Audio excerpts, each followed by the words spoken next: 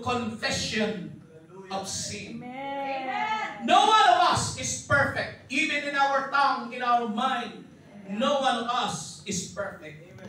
Nehemiah confesses his sins and those of his people. Note how specific he was confessing. Praise God. Nehemiah chapter 1, verse 6 to 11, and I will read it for you. Hallelujah. These are the words of Nehemiah when he was praying. He confessed his sins and the sins of his people. So in other words, maybe your parents are not Christians.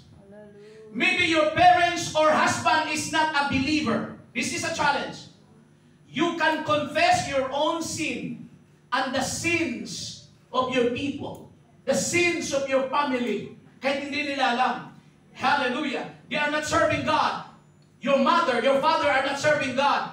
So when you are praying, I teach you this. Lord, forgive me of all my sins.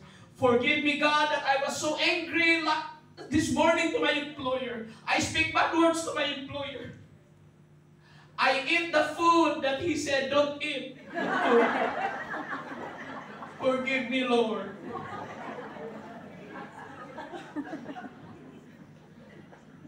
So while you are confessing the sins, personally, you can confess, Lord, forgive my mother. Yes. My father don't believe your word. Forgive my father, always drunkard, Lord. Forgive, Lord. My brother, who is a drug addict, Lord. Forgive him. You can confess even the sins Hallelujah. of others. You live. Everybody shall praise the Lord. Praise the Lord. Hallelujah. These are the words of Nehemiah. Praise God through the inspiration of the Holy Spirit.